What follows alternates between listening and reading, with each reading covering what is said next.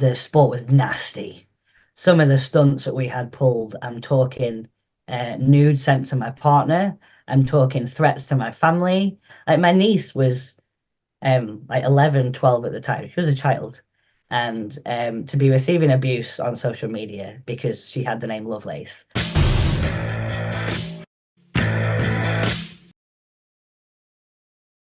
Speaking of another promoter that's caused a little bit of outrage at the moment, the Arnolds coming up with, I know this is a favorite one of yours.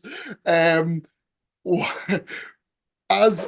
a weight category athlete, God, you can't really say anything else other than how insulting is it to hear stuff like this? Honestly, as far as my career is concerned and my season is concerned, I actually the Arnolds doesn't exist because I think it caused so much damage.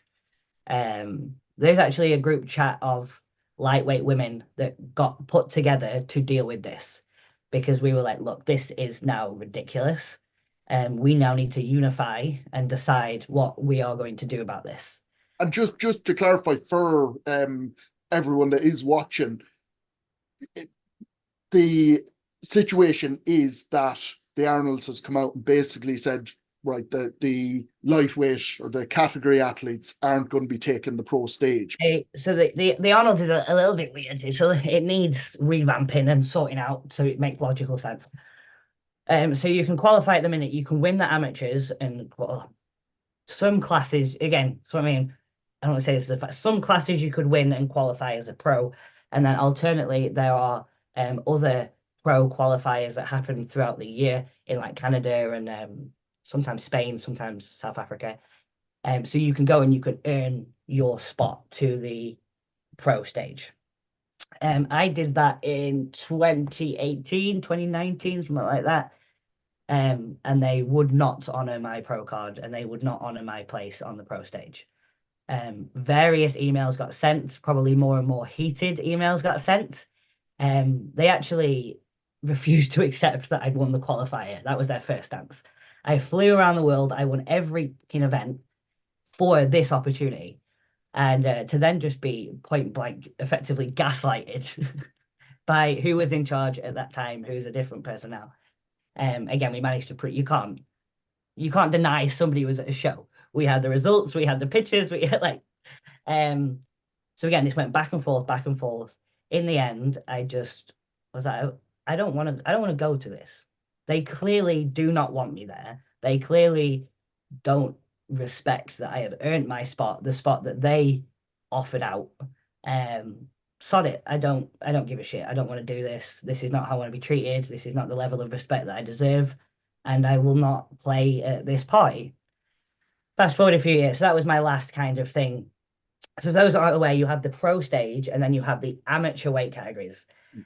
So there is no pro weight categories. If you want to compete as a 64, you compete as an amateur, which I morally can't do. 40 world record down, 3 world titles. I can't go in anything unless it's a men's show that has the word amateur in it. So I have no place at the Arnolds. There is, people ask me, are you competing? And I'm like, where? I can't do the amateurs and they won't let me on the pro. So that was very much kind of my battle. Stayed very quiet about it. You've got to take the hits sometimes. You've got to keep moving forward.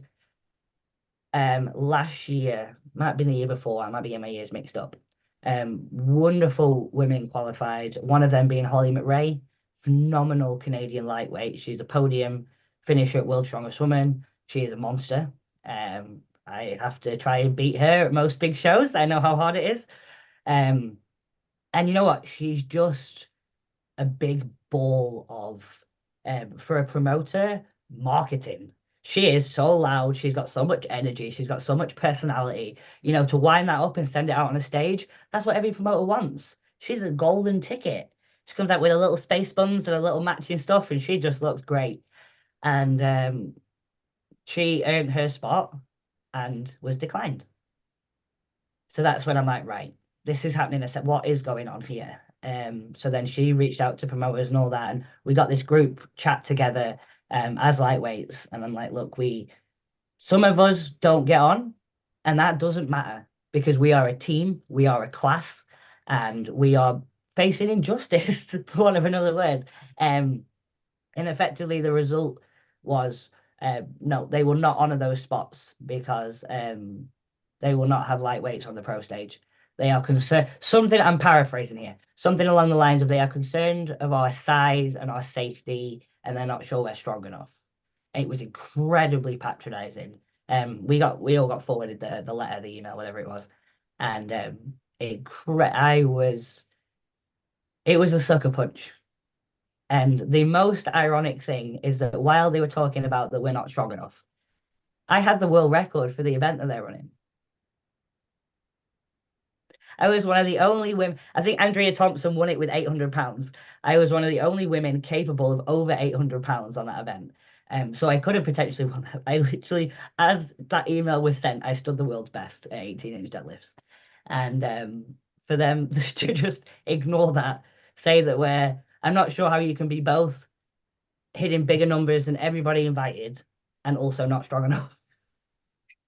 But again, this is where that ignorance plays in. She wasn't aware that I have the biggest deadlift, clearly, because she was very aware of how stupid that sounds. So that was difficult, and to watch it affect a sister was to watch her mental health spiral was just that was hard. I think to take the hit myself is one thing. To watch another woman go through what you've been through and knowing how that feels, she's like, what do we do? Do I just get fat? Do I weigh 200 pounds? If I come back with blocked arteries and all this, are they going to let me on then?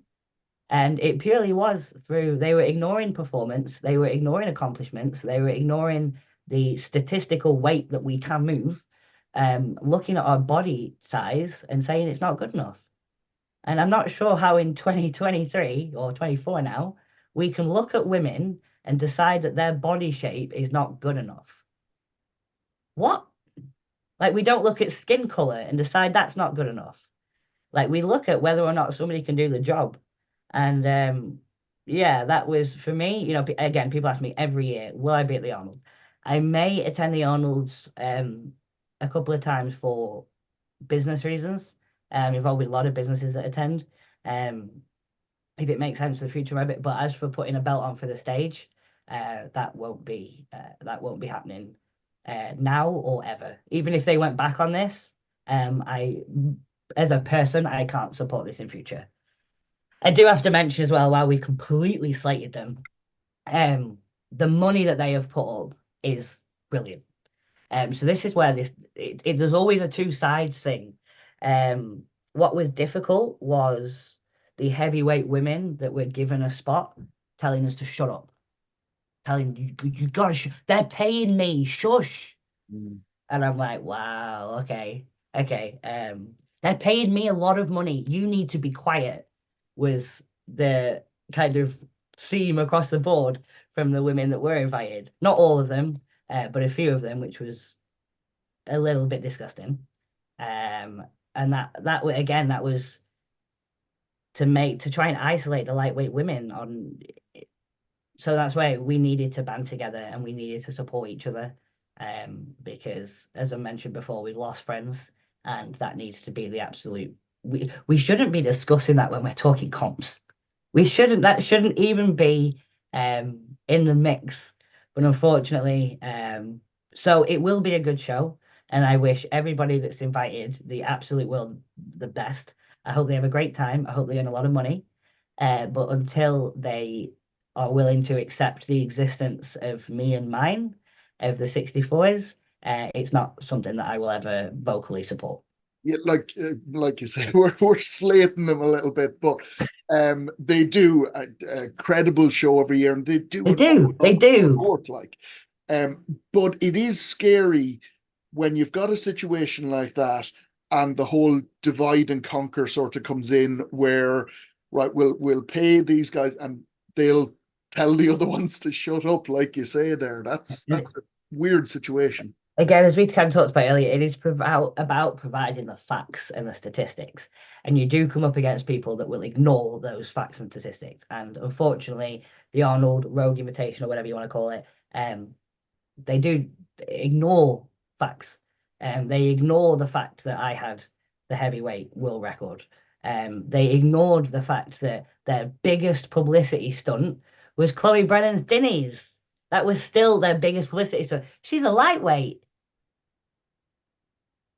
Again, you know, and it's just I'm not willing to even discuss, never mind argue with people that will get smacked in the face by stats and blindly ignore them. So this is where my energy needs to go into places like the Chaos Classic, like EPS, and it's why these things like that are so important as opportunities. More important than people realize, not just for the future of the sport, but the well-being of the current athletes in the sport. You know, we often joke that I don't have kids, I have a whole class. Like I do feel the heavy weight of responsibility for my class, for women, and for the sport, and their futures are important to me. Where it goes is incredibly important, and you can't not care about when you spend as much time with them as I have, and you sit with them while they cry and they laugh and they puke when they're drunk. You can't not fall in love with these girls and just want the absolute best for them. So yeah, I've if anything, I'm guilty of passion. Moving to one topic that I know a lot of people are really interested in, that you made the announcement last year that you're going for the 5-time bodyweight deadlift. How has it been going? I know there's not a specific date sort of thing in mind for it. How's the prep been going? How are you feeling about that challenge? Oh, I'm going to be absolutely completely honest. I think it's important that people see that side of things. So I deadlift peak in 3 phases. They get harder. Phase 1 was an absolute breeze. We ticked that off before World's Strongest Woman. Every week it was just phenomenal. I was flying. I was unstoppable. It was just, I'm saying to Luke, I was like, we're going to see this early next year. This is there now. Like, let me go at it. Then we had Worlds. Then I got very ill from Worlds, which cost me a week or two. And then I think I probably went a bit too hard. I probably was aware that we lost that week or two. I got into it. I trapped an incredibly painful nerve. It caused me to be near paralyzed in the middle of the night. Very, very scary. Or I would call it, I was on the floor calling for Luke. Luke had to carry me. Like, I could not use my legs. That was a real eye opener to the fact that you could die here. This shit is not okay. Like, you have to take things easier than this. You know, nobody wants to underwork. Everybody wants to give their all. And this idea that actually, if I give my all, I'm going to cripple myself. Like, my all is too much. I need to get reined in.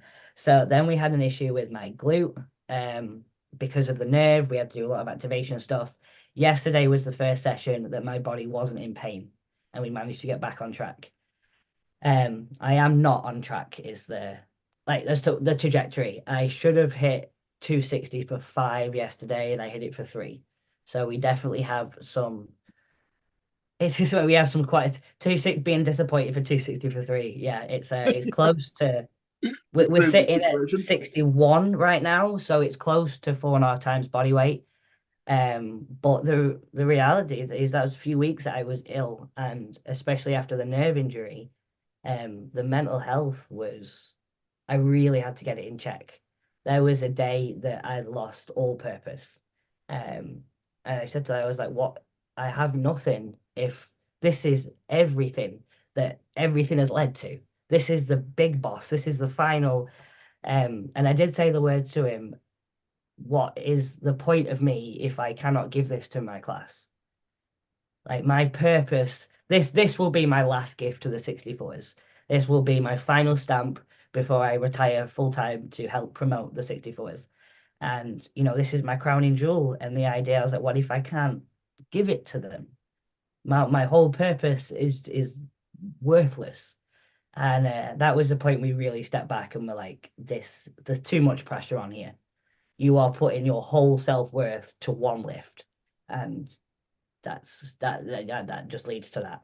So we decided to rein it in. We have taken the day off the table, and instantly I felt this huge weight lift off my shoulders.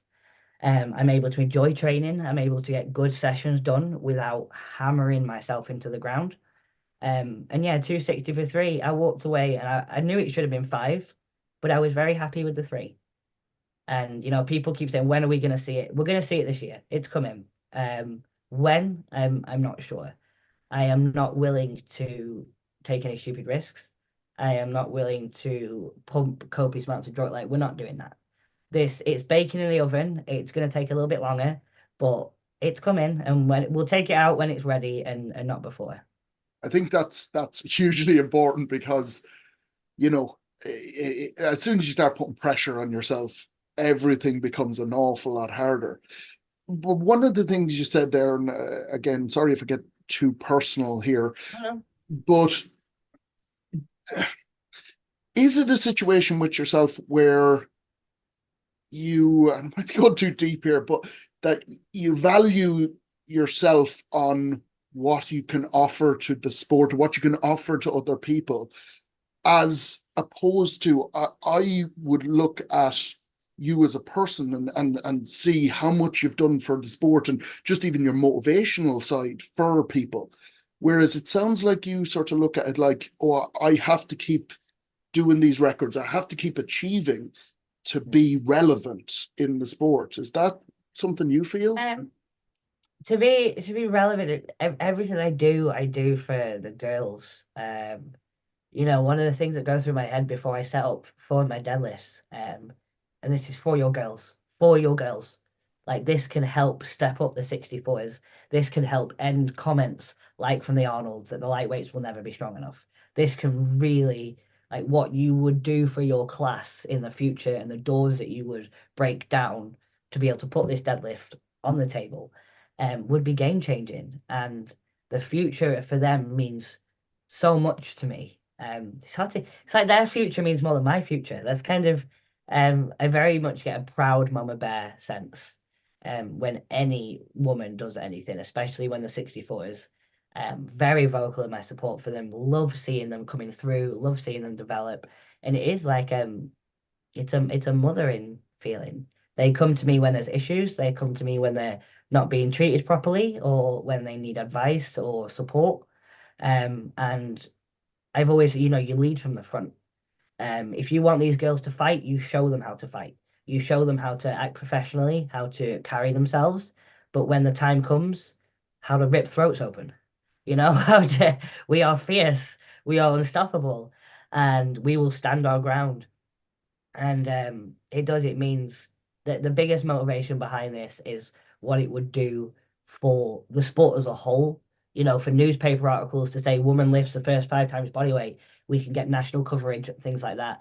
But the doors that it would open, like I said, for if no lightweight woman ever faces the criticism from a promoter that we are not strong enough, I can retire a happy woman. So you talked about the injury there. That must have been absolutely terrifying to wake up and be pretty much paralyzed. I'm sure that sort of plays on your mind, and you start wondering, am I crazy here? Is this too much? I mean, so back way before I broke my back, basically. Then was deadlifting. No, way before deadlifts. I deadlift because of the broken back. It was actually in MMA. I used to fight before. I used to make horses dance by day and punch people in the face by night. Those are my 2 sports. And I got seriously badly hurt. We had to undergo surgeries, wheelchair, crutches, all that kind of stuff. So I very much damaged the bottom of my lower vertebrae, and we had pins in there.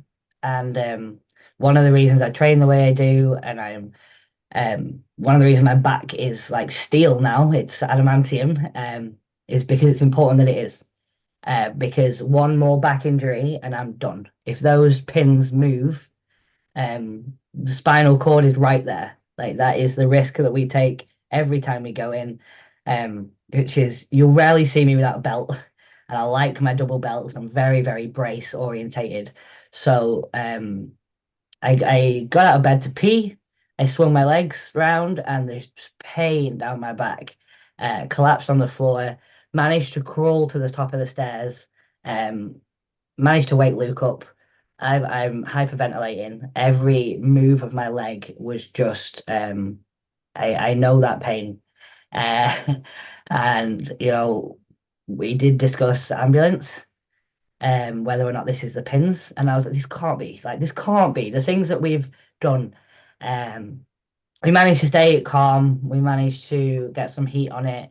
Really think the symptoms through without, you know, irrational panic, and realize that this probably is just actually a very badly trapped nerve. None of the symptoms that were happening did cross over to when my pins were put in and things like that. And it was giving very much a nerve trap response. So the relief that it was just a badly trapped nerve, Jesus Christ, the pain was wild. But it very much woke us up to the idea that this is dangerous. Like the weights that we are going, we need to stop saying things like only 260, only 270. You know, we need to seriously respect that. You know, I train with the lads at Chaos as well. You know, I've got two rivals that were racing to 300. One of them's just beat me.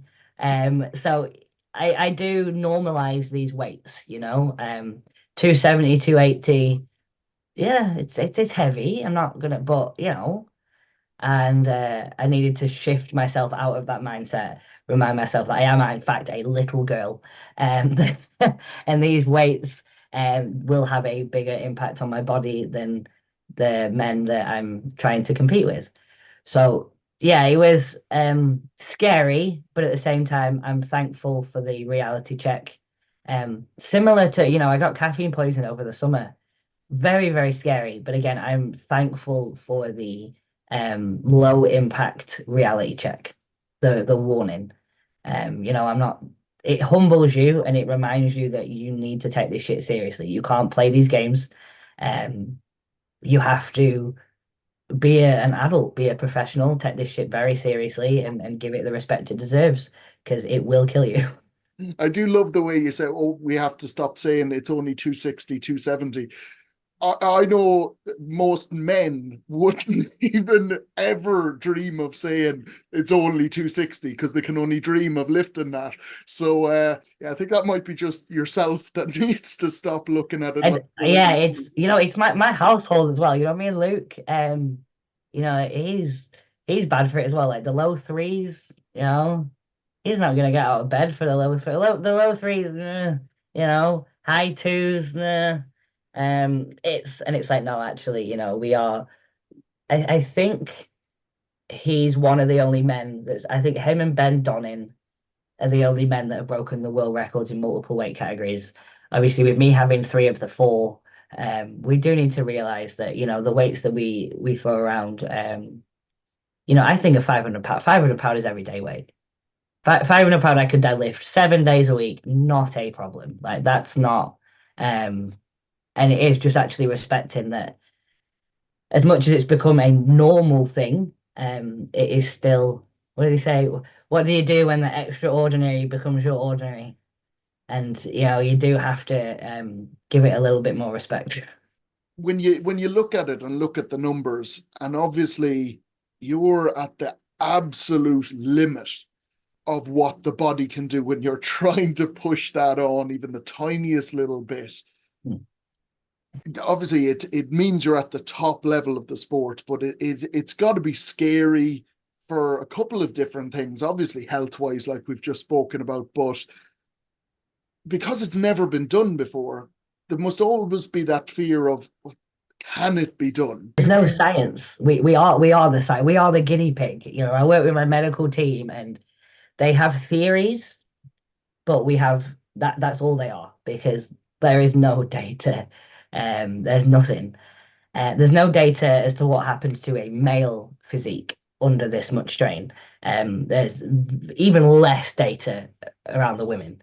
So yeah, we've experienced things that have been I'm not gonna say medical breakthroughs, but things like loss of hearing, loss of sight. My nervous system has often rebounded to similar of like seizures. And again, it's learning. We are the guinea pig. So, how the body responds to this kind of stimulus. The biggest things we are concerned about, or the biggest things I'm concerned about, priority number one, getting the bar over my knee. My quads being strong enough, the quad strength. If that bar gets over my knee, it's game over. We're good. Like that's once that barbell gets over my knee, my second concern is breaking ribs. As we sit back into the ramp, people call it hitch. It's a ramp that I do. As I sit back into the ramp, to the pressure on my lower ribs, breaking ribs there. The breaking of the ribs is not so much the problem. It's as if we've got lungs there. We've got lungs and we've got diaphragms. So if it was to break outwards, that's okay. If it was to break inwards, we've got a problem.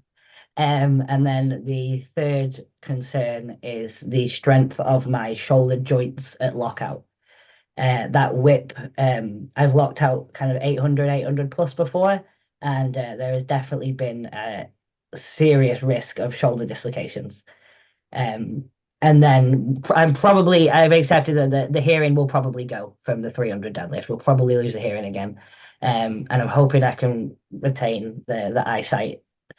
But these are, people, they worry about hurting their back, hurting their hamstrings. And I'm like, I hope I'm not deaf and blind when I come out. I hope my shoulders are still in the sockets, and I hope my rib doesn't go through my lungs. It's scary stuff. It's a path that hasn't been trodden before.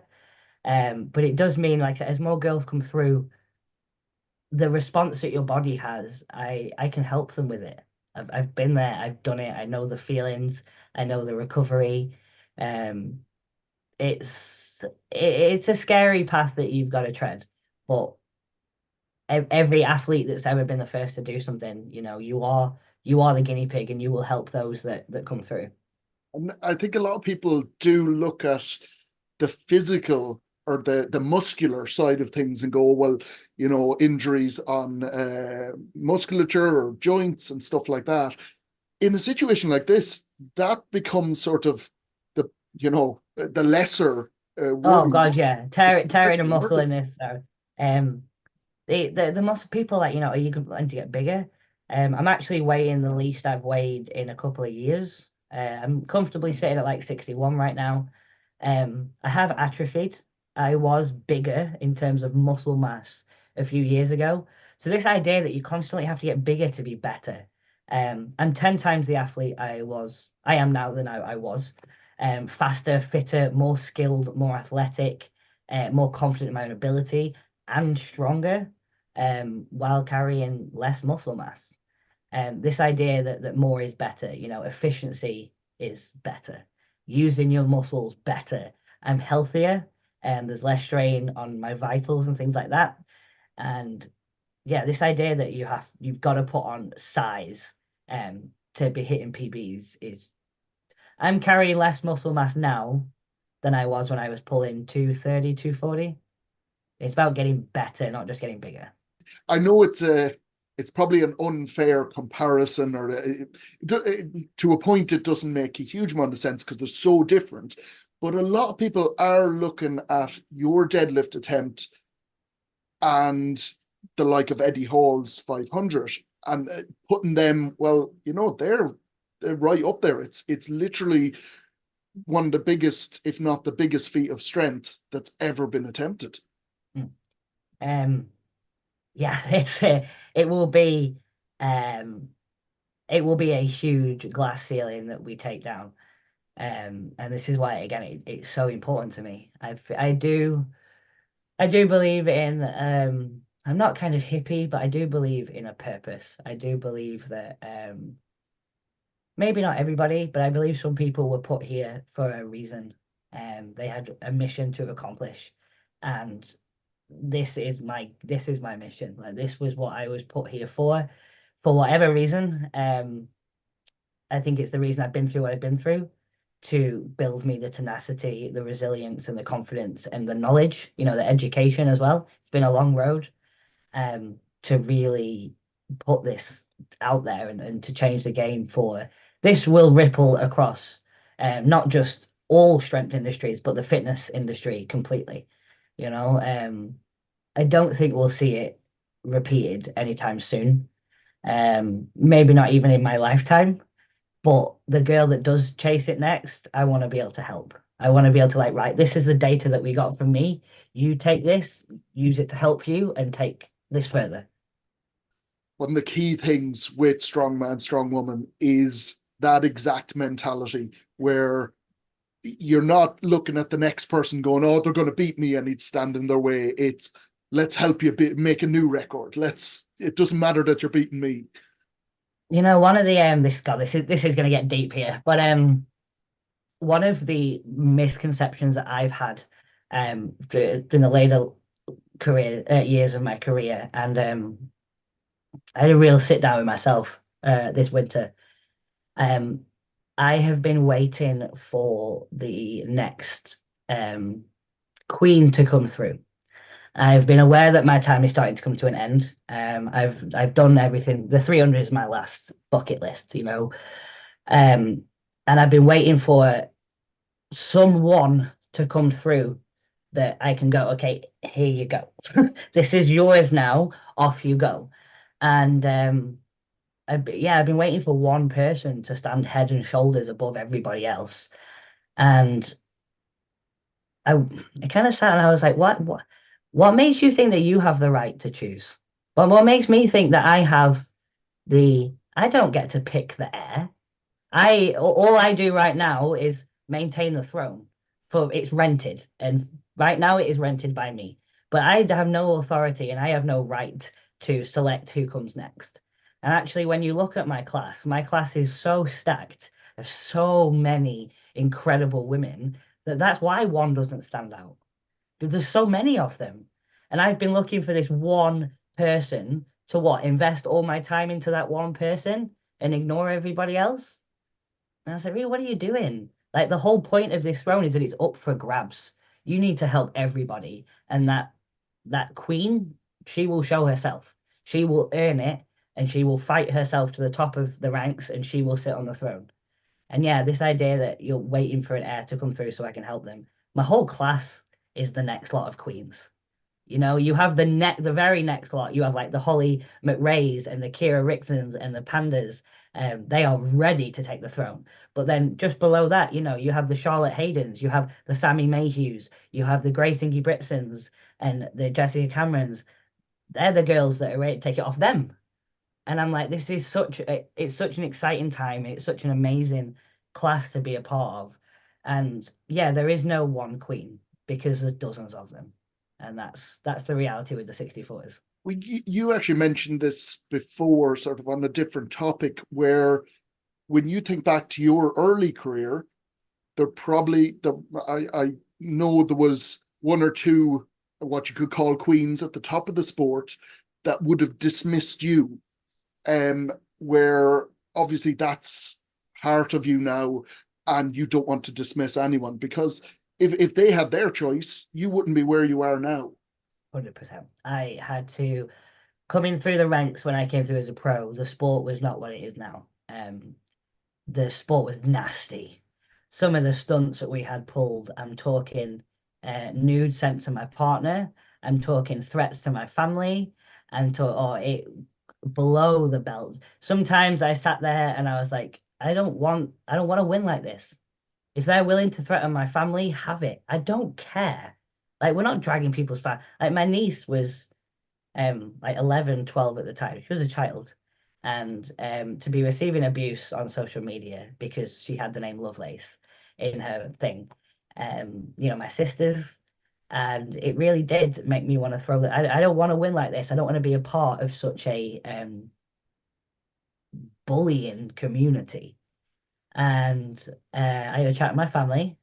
I'm the baby of my family. My sisters are, I'm probably the quietest one. Let's put it like that. I'm probably the least opinionated one. My sisters take absolutely no shit. And if anything, it made them push me more. They were like, no, you need to fight this. You have to stand your ground and you have to become what you can become. And it just kind of spiraled from then. But one of the things that I've always been passionate about was, if we ever make it, this shit ends with me. This shit that you dismiss and you patronize the new girls coming through. No, it is your duty as the leader to help the people coming through. When we go to Worlds every year, there's new names I need to go and meet. I need to go and introduce myself to. I need to go and show them that if they need any help, this is where I am. Come and find me. It's my responsibility to make them feel welcomed and supported. And within a few years, don't get me wrong, there are still some shitty things that happen behind the scenes. You can't control everybody. But it's very widely regarded now that that kind of behavior will not be put up with. That is not how we act. That is not how we support each other. We do not dismiss, mock, bully, harass. If you've got nothing nice to say, you keep your mouth shut.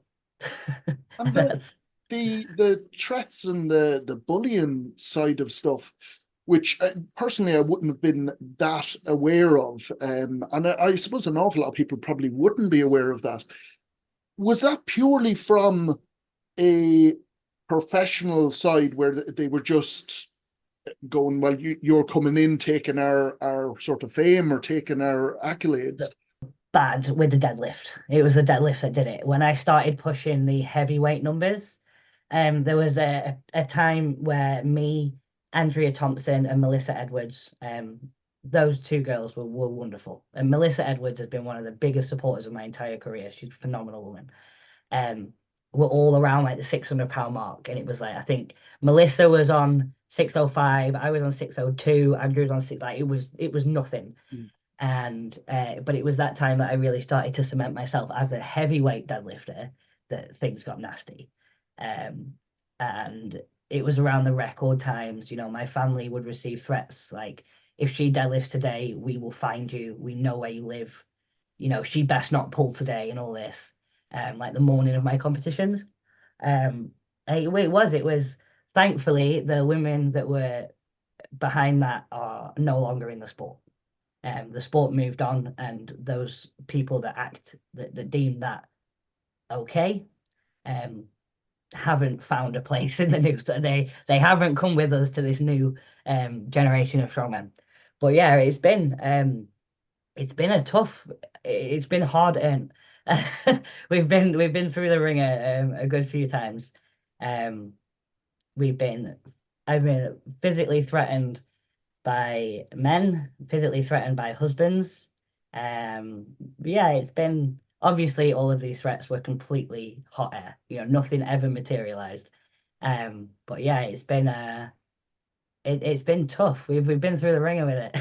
It's scary to actually hear that, because I think an awful lot of people wouldn't be aware of any of that side of the sport going on. And I would imagine with people like yourself and just the personalities that are coming in, that has improved an awful lot. Oh, 100%. Don't get me wrong, I'm not saying we're all happy families, everybody skips around holding hands. But at worst nowadays, you're going to see snidey comments on Instagram. Just like, that's as bad as it gets. Like, generally, there is much more of this understanding that you cannot be a prick. We will remove you. One of the things in the Chaos Classic, in the contract this year, there is a behaviour clause, and it very much focuses on behaviour to your other competitors. No mocking, no harassing, no bullying. You are gone, and we will announce why you have been removed.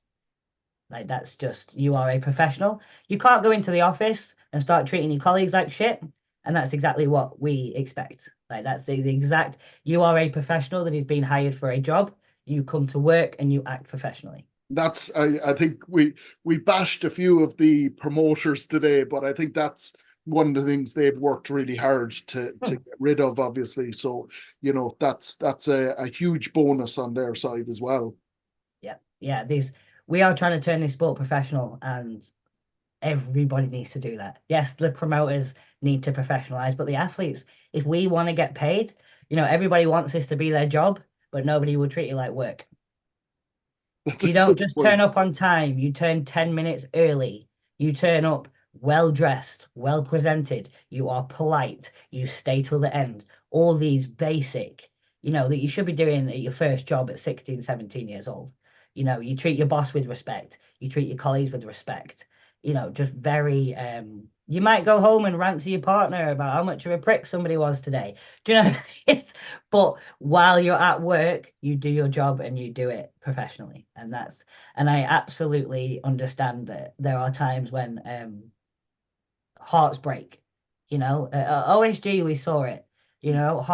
It's heartbreaking. I have been in that exact position. The urge to kick off is there. But again, you're an adult. You want to be a professional. You want to be one of the world's best. You control your emotional outbursts.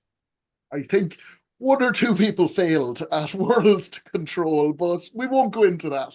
I think it was more the partners and the athletes, but yes, there we go. Very true, very true. And finally, looking at the European Pro Strongman, which is coming up on the 2nd and the 3rd of March up in GBA, so Stephen's Gym up in Edinburgh. This is your first big comp of this year, I believe. Yeah.